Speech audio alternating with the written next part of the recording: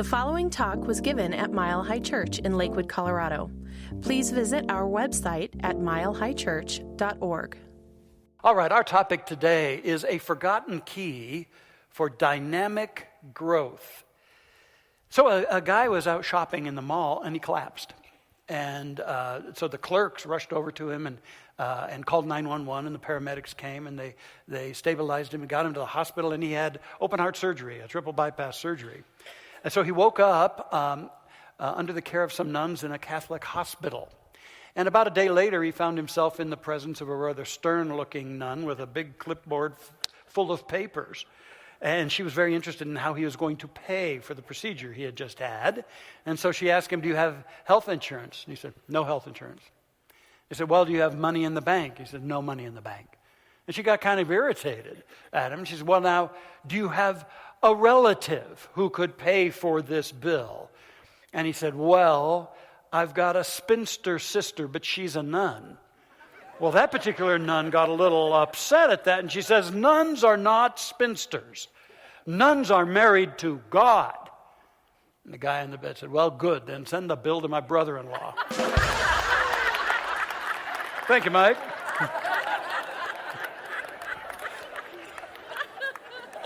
But truth be known, we can turn to the divine for support. Hear this, there is more guidance, empowerment, more blessings available to you and me than we could ever imagine right now. And today I invite you to open to this, get grounded in this, so that you can experience firsthand the limitless love that is available to you and the boundless life that can unfold through you. You see, there is a power and a principle of growth throughout all of creation. So it seems that this life essence that has birthed it all, this life essence in everything, in everyone, is continually seeking to reveal and to fulfill and to express more of itself through its creation. And that includes you and me. An ancient text suggests that angels hover over every blade of grass, whispering, "Grow, grow, grow." And that same voice whispers to you and me. It's a relentless urge for growth. It births our dreams and our desires for improving and progress and advancement of our lives. It launches our quests for greater understanding, greater freedom, justice, equality for all. It's the impulse behind humanity's greatest feats, whether it's the dramas of Shakespeare or the miracles wrought through modern science and medicine, or landing on the moon, or the bringing down of the Berlin Wall, and so many more. It's this energy that is afoot in this life that is constantly bringing more good into expression. It's the deep calling in you and me for transcendence and for growth. Yeah, there's that whispering, grow, grow, grow. And yet so many reply, no, no, no, to that very thing.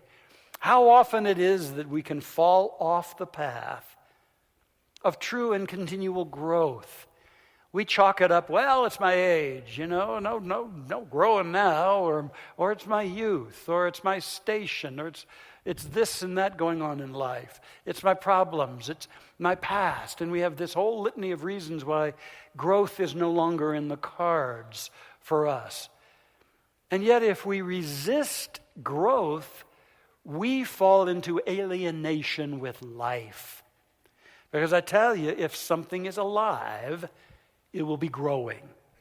That's the nature of life itself. If something is alive, it is going to be growing.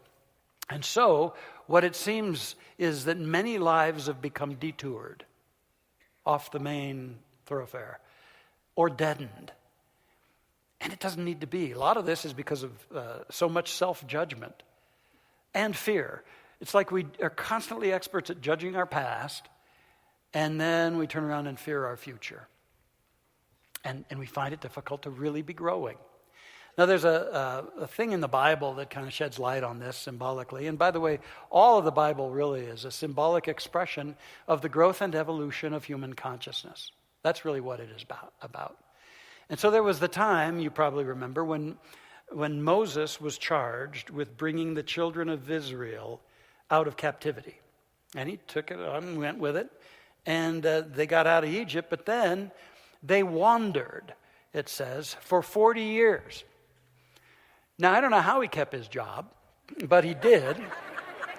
And they wandered for 40 years. And you know what? They were searching for the promised land. And actually they got close. They got to the land of Canaan, the promised land, but they wouldn't go in because they had heard that giants dwelt in Canaan.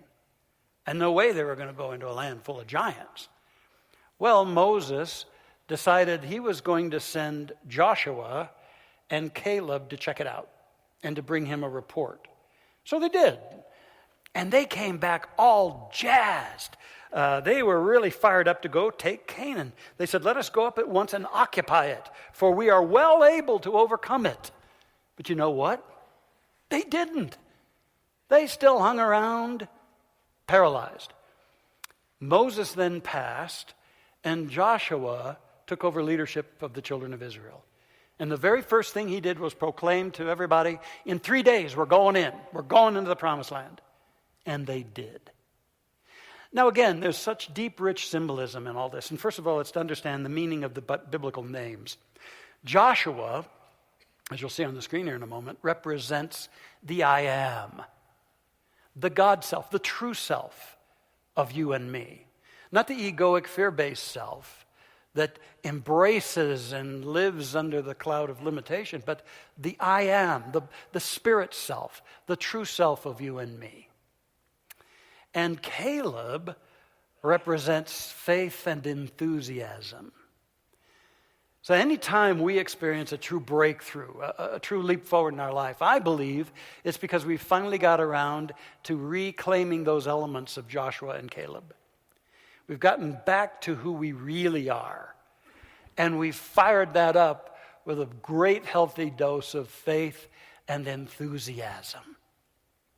And really what that dynamic combo does is it makes of each of us a spiritual warrior, fully capable of felling any of the giants in our life. But I want to pause here and ask you, what is the calling for you? What haunts you on a quiet night about what's available and what beckons to you? What's that promised land of greater life expression, greater fulfillment, greater discovery? What's that, perhaps that next chapter that you got to move into, but you don't know what it's going to look like and you don't know how you're going to do it. And yet deep within your heart, you know it's time. What calls you? And I tell you what, at the moment you get in touch with that, and I pray that you are or will get in touch with that, immediately a part of us suggests there's got to be a bunch of giants with there that are going to make, we can't go. They're a bunch of giants. A bunch of giant problems, giant unknowns, giant limitations, giant past, giant verdicts and broadcast agreements, giants. And we can just wander if we don't watch it. We can wander. And yet life calls us to so much more than that. It calls us to move forward in our growth. And so this brings me to the forgotten key that can align with that growth imperative, align with that Joshua and Caleb and every one of us. The forgotten key is the key of grace. Grace. Now I know that for many, grace is a very misunderstood and mysterious spiritual concept. But let's just keep it really simple. Grace is the endless love and the limitless givingness of the divine, of the Spirit, of God, of the one life, whatever you choose to call that. It is the endless love and the infinite givingness of that which is, for you, for me, for all. For all. And there are those who then would suggest, well, yeah, but I've come to believe that grace is rare, or you got to earn it, or somehow be worthy of it. And I say to that, which is a theological term, I say to that's fear-based theology. How could the divine ever seek to limit itself at the heart of all creation? How could it ever? It can't. And therefore its intent always has to be to further, to progress, to bless, to support its creation going forward. And so this grace that is the partner to growth, this grace is omnipresent. It is unlimited, and it is freely given to all of us. See, I've come to understand that growth and grace are partners. You see, it's the growth impulse in you and me that brings us to the edge, that says it's not okay to stay in a comfort zone too long. Brings us to the edge. And it's grace that makes it safe to leap forward and test our wings. Because, see, this grace is the net beneath to catch us. It's the net of the divine givingness and the divine support for you and me. So you see, this growth is that divine impulse for progress. And the grace is the divine love that is always conspiring for our highest and best. Now hear me. There's a divine love in this universe, and you're one with it. It lives in you. And this divine love is always conspiring for your highest and best. Always. It's always seeking to bring forth more of your capabilities. It's like a wise parent who is helping a toddler learn to test its legs and catches it when it falls back and keeps bringing it forward and keeps balancing the child as the child begins to take those first steps and then celebrates the ability to walk in that child. It's like that. It's like that, bringing forth our greater capacities, always conspiring for our highest and our best. Can you get that? That excites me. A lot of folks have given up on their life or feel somewhat out of the flow of grace. And I'm here to tell you, you can't be. There's that which is conspiring for your highest and best, but it can't do it unless you cooperate with it. And we'll talk a little more about that in a few moments. Conspiring for your highest and your best.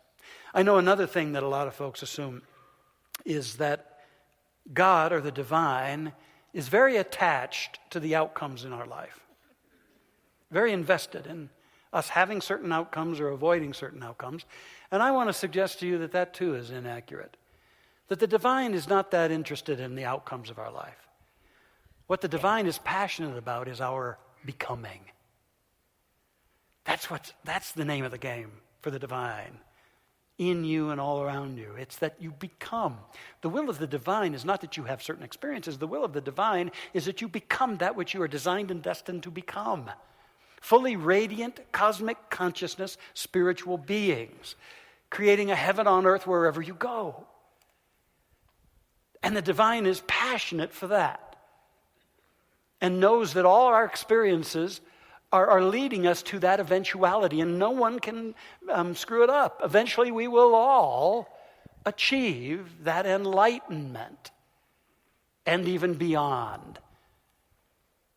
We will all achieve that. And so the universe conspires for our growth and our becoming and our highest good. There's a great vignette from the life of a wonderful, wonderful man who's passed over since. His name is Leo Biscaglia. Maybe you remember that he's the wonderful professor who taught the courses on love at USC, University of Southern California, and became renowned for it. And he wrote a book called Love. We had him here several times. And he's just a beautiful guy. And he talks about a time when he had just graduated. He was about 19. He graduated from high school, and he wanted to travel to Europe for a summer with his friends. And he'd saved up some money. And so his mom coached him that, Leo, you're going to have to really watch your money while you're over there. And Leo kind of pushed his mom away, as teens will do.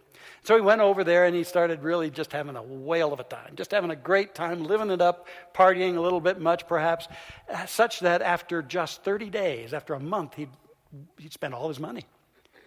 And he didn't know what he was going to do, and he was kind of getting panicked. So he sent his mom a telegram. It was short and cheap.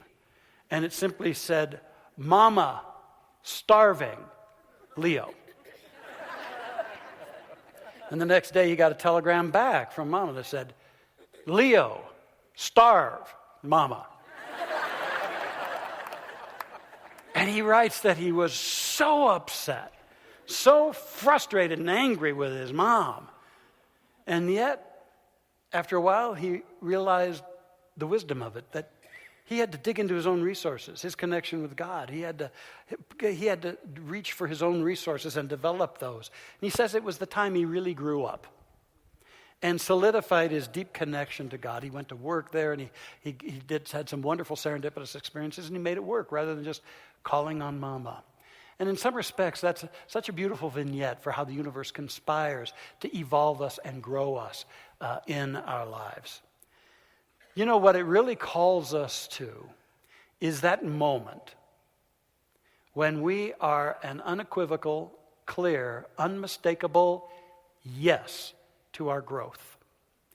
When you are an unmistakable, clear yes, the mechanics of grace immediately shift in and immediately go to work in your experience, attracting things to you, repelling other things, leading you, guiding you, blessing you in ways you can scarcely imagine. And yet all of that requires that we arrive at this definitive, unmistakable yes. I'm not talking about a yes if the plans are revealed to me. Yes if everybody's comfortable with my decision. Yes if things pan out as I expect them to. Yes if. No. Conditional yes doesn't do it. And we really got to get in touch with how we short-circuit the grace of the universe by having these very ambiguous yes statements in our life. Yes, I want to grow, as long as it meets my criteria and is convenient and comfortable. But you know what? Can you think of a time? I bet you can. When you did arrive at that kind of a yes. It's like nothing's going to stop it. This is a yes no matter what. It is a clear yes. It's a non-negotiable yes. It is unmistakable. I am a yes. And I tell you, if you've had those experiences in life, you know that things began to unfold for you. You were guided. Things happened.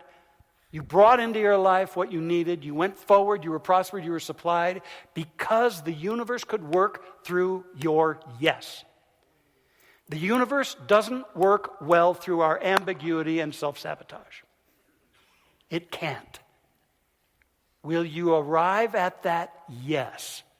Then you will know of a certainty of this grace I speak of today. It will flood into your life when you are a yes. And you stop playing those old games with yourself and become a clear yes for your growth. I remember, I've shared with you so many times of the transformation that went on for me in my very early 30s, especially as I opened my heart and had this incredible experience of the divine as a reality of love at the heart center, and how I was a radiance of love and my life was held in love. And it was transformative at the deepest of levels. And yet I hung out in that experience to kind of integrate it, still quite cautious of relationships, very, very cautious. In fact, paranoid, because I had messed up a bunch of them. And finally, though, as I hung out in this love, it was only congruent to let it express in a more deep and intimate way. And that's when I arrived at this yes. I'm ready to play at a higher level in relationships. And I'm ready for a deep, rich, powerful, long-term one. And no sooner had I done that than in the coming days, I would stand out on that patio right out there on the vote center, and I'd turn around, and there was Erica, right there. And her life had woven its way, and so had mine. And yet I know that my yes was the final key to that coming together. What's the yes it's time to declare for you? Because that's when your growth and grace lock in. There's a great illustration of this from a wonderful guy that I think a whole lot of. He's one of our New Thought movement, that's our overall movement, New Thought's most talented composers and musicians, and his name is Daniel Nahmod. We've had him here numbers of times. He's a wonderful guy. Some of the greatest New Thought songs, like One Power and others, he has composed. He writes about an earlier time in his life. He said he had graduated from college. He went into computer programming. He was doing tremendously. He had built a great career. He had a luxury condo, a 401k. He had no debt. He had a lovely fiancée. And yet he writes, then came December 4th, 1997. I was in a computer class I didn't want to take, to learn skills I didn't want to learn, to quit a job I was terrified to quit, to become an independent computer consultant, which I desperately did not want to become, to earn many tens of thousands of dollars that I wouldn't be truly earning, to save up money for a wedding that would cost much more than I wanted, to marry a woman who my soul knew I shouldn't be marrying. He had an anxiety attack in that class. And he left and he splashed a bunch of cold water on his face. And he was wondering why he was so miserable. And then he writes, I was stopped in my tracks by the single most obvious and impactful miracle of my life thus far. While my job was impressive, prestigious, lucrative, conservative, adult, and mature, it had one underlying requirement: that I lie. That I lie to myself, to my boss, to my coworkers, to my family, and to everyone around me. And it took only another 5 seconds before I got that this exact same realization applied to my central relationship. Powerful thing. One of those epiphany moments, you know. And so he writes, within the next 8 months, I shed nearly all my possessions, my relationship, my job, my career, and my city. I moved to Los Angeles and began saying yes to what is manifested as an endless, spectacular torrent of miracles in music and everywhere else. In this new, deeply authentic life, I'm continuously aware of the miracles that just keep coming. There have been too many miracles supporting and sustaining and inspiring me to count. What a bold stand to grow beyond complacency or beyond a train that was set down a track and he felt he couldn't change. And the power of his yes that could allow him not only to move to a new path of growth, but to feel the grace of it all, like the wind under his wings. He goes on to write, one lesson I've learned about miracles is that you don't have to ask for them, pray for them, or beg for them. You only have to see them when they come. And they're always coming. Some of the earliest miracles in my musical career were financial miracles. Whenever I needed a certain amount of money to pay the bills, that amount of money would appear over and over and over again. You see, when you're in integrity with your authentic purpose of growth, and you're that yes, it's there. The supply is there. It's only when we're haphazard in our yes, we're conditional, or when we're off purpose that the universe is blocked from prospering us and supplying us. And he even talks about how the setbacks were a part of the miracles. One experience that few consider a miracle is the miracle of no. For instance, it may be, no, you can't sing there. No, you don't get that gig. No, you don't get the recording contract. No, you don't get the car. No, you don't get the girl. The miracle is that even the no's are conspiring for my highest and best. Indeed, I believe that everyone and everything is conspiring for my highest and best. So when you're committed to the growth you know is true and authentic for you, and you're that yes, even what looks like apparent setbacks or no's are a part of the unfolding of the grace as well. And you don't get too put off by that. You're not dependent on those things. You've got a deeper yes that overrides the surface no's, and you keep going. And so he concludes, in my daily life, I certainly feel occasional frustration, sadness, and discouragement. But by and large, in this consciousness that everything is grace, that everything is conspiring for my highest and best, that even the no is a miracle, I feel a profound fullness, a destiny, a sense of creativity, support, and love. And as I say in one of my songs, it's the power of the love in you and me. And at any moment, we all have the capacity to recognize the infinite supply and presence of all manner of miracles in our lives and to give thanks. Yes. All right, let's declare that. Yes. To growth, to our grace. How about we get really clear that the yes is first of all yielding, then it's embracing, and then it's soaring. Yeah, yes begins with yielding. It begins with yielding the structures of limitation that we have placed around our lives. It's yielding, it's releasing and letting go of the fear-based resistances, like trying to drive through life with your foot on the brake. It's releasing that. It's releasing the artificial goals that were never your soul's sincere desire. It's yielding all these structures for limitation in our lives.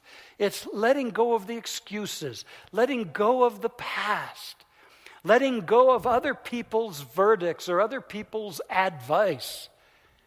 And it's moving forward according to a yes. But you got to let go of what can't go on this greater journey with you. It is yielding. And then it's embracing. Your yes is an embracing of the deeper impulse, of the higher calling, of the immense amount of love and power within you that wants to find a way to get out and to express in your life. And it's embracing the Joshua in you and the Caleb in you. It's to realize what a magnificent being you are. You are spiritually magnificent. You're designed that way. The Creator didn't create a bunch of wimps, a bunch of inadequate losers. It doesn't know anything of the kind. You are created spiritually magnificent. Do you know that? Yes.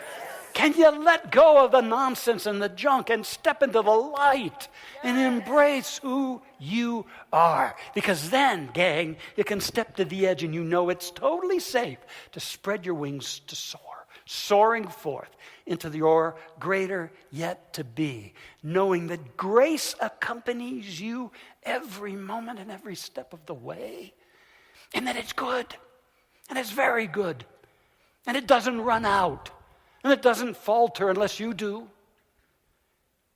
A yes to all that can be. This partnership of growth and grace is what it's all about. Next Sunday, we launch a new program called Living the Vision, a new series. And our first theme in this is going to be On Course. And I love that. Pathways to Empowering the Possible. On Course. And just to get, this message is kind of like a prelude to that. And one of the things we'll be talking about in great depth next Sunday are the dances we do. And most people are caught up in what I'm going to call a survival dance. What we're about today is the sacred dance. The very sacred dance of your being. Let's dance that dance. Let's be that yes and go forward in a new and higher trust. In fact, here's what you can just declare to that part of you that might be feeling like you'll falter. Just declare, trust the grace and go for it. Let's say that together. Trust the grace and go for it. Again, trust the grace and go for it. One more time. Trust the grace and go for it. Remember what our founder wrote. When we learn to trust the universe, we shall be happy, prosperous, and well. And so it is.